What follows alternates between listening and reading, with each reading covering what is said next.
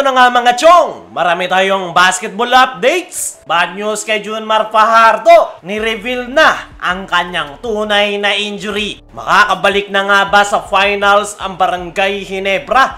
Ngayong dalawang panalo na lang ang kanilang kailangan. Matapos ngang may panalo ng Barangay Ginebra ang Game 3 kagabi, ay lamang na nga sila ngayon sa series at dalawang panalo na lang ang kanilang kakailanganin para muling makabalik ng PBA Finals. Maraming ang Ginebra fans ang masaya. Pero, teka lang, wag muna tayong magdiwang dahil kung may isang team na kayang bumangon sa 2-1 series ay isa ang San Miguel Beermen. Pinakita ng Ginebra sa nakalipas na Game 3 ang tunay na never say die spirit. Pinangunahan ni Jamie Malonzo ang opensa ng Ginebra. Sunod na uminit si Stephen Holt at eto namang si RJ Abarrientos ang tumapos matapos itong mag-ala Steph Curry. Pero hindi lang talento ang nagpanalo sa Ginebra,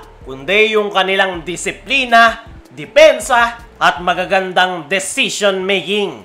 Yan ang salitang bumalot sa nakalipas na Game 3. At ngayon, na dalawang panalo na lang ang kailangan ng Ginebra, ay marami ang nagsasaya. Pero kung si Coach Tim Cone ang tatanungin, ay hindi pa nga daw tapos at mahaba pa ang series hanggat hindi pa raw nila nakukuha yung kanilang ika-4 na panalo, ay hindi pa tapos ang semis at pwede pa silang mabaliktad ng San Miguel Beermen. At yan nga raw yung susubukang iwasan ng Barangay Ginebra sa kanilang mga susunod pa na mga laro. Dagdag pa ni Coach Tim, napaka-importante nga raw ng paparating na Game 3 dahil yan nga raw yung magiging pivotal point ng kanilang semi-final series kontra San Miguel Beermen. Para sa akin mga chong, agree ako sa sinabi ni Coach Tim. Mahaba pa ang semi-final series, pero naniniwala ako mga chong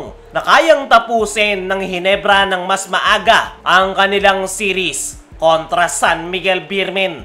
Nakita natin yan sa kanilang pagkakapanalo noong Game 1 at ang pinaka-latest ay itong kanilang pagkakapanalo sa kakatapos lang na Game 3. At sa dalawang panalo na yan ng Barangay Ginebra ay total team effort yung kanilang ipinamalas. Hindi lang isa, hindi lang dalawa yung kanilang inaasahan, kundi lahat sila ay nagko-contribute. Maraming star players ang Ginebra, pero wala ngang nagpapaka-star players sa kupunan ni Coach Tim Cone. Lahat sila ay pantay-pantay, kaya naman napaka-deadly ng Barangay Ginebra kapag naipapakita nila yung kanilang total team effort kasabay ng triangle offense at mainit na opensa. Ang naging problema lang naman ng Ginebra kaya sila natalo noong Game 2 ay butas yung kanilang depensa. Parang takot nga sila na depensahan ang San Miguel at yun yung dahilan kung bakit sila natambakan ng SMB. At yan nga yung ginawa ng paraan ni Coach Tim. This time, hindi na naging mabait sa depensa ang Ginebra. At kung may pagpapatuloy yan ng Ginebra kasabay ng kanilang total team effort, good execution ng triangle at mainit na opensa, ay malamang sa malamang maagang matatapos ng Ginebra ang semis at muli silang makakabalik sa PBA Finals. Kaya mga chong, ano ang masasabi nyo? Ngayong dalawang panalo na lang ang kailangan ng Ginebra. I-comment mo lang dyan sa ibaba. Dumako naman tayo dito sa kabilang balita. Bad news kay Junmar Fajardo. Ni-reveal na ang kanyang tunay na injury. Ngayong semifinals nga mga chong, unusual Junmar ang ating nakikita. Hindi siya kasama sa starting 5. Limitadong playing time at pigil na pigil ang kanyang laro nang dahil yan sa kanyang iniindang injury.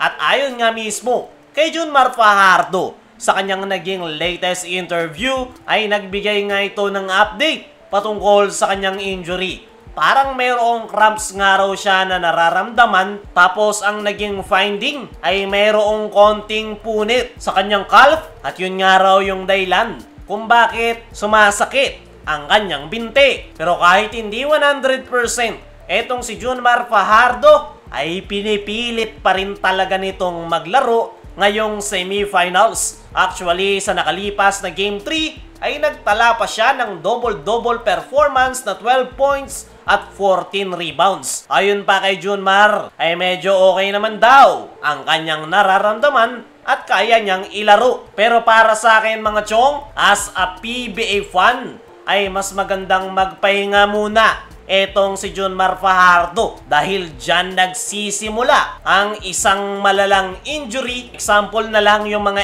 NBA players na sila Damian Lillard, Jason Tatum at Tyrese Haliburton. Lahat nagsimula sa parehong injury. Kay Junmar Fajardo, pinilit na maglaro at nagresulta ng torn Achilles. At possible, wag naman sana na maging career ending yan kay Junmar dahil hindi yan yung unang pagkakataon na tatamaan siya dyan ng injury. Same spot sa kanyang past injury, kaya napakadelikado kapag lumala yung iniinda ni Junmar. Kaya mas maganda kung magpahinga muna si Junmar, lalo na't paparating na ang FIBA Asia. Wala na ngang Kai Sotto ang ating national team, kaya kapag nawala si Junmar ay napakalaking problema.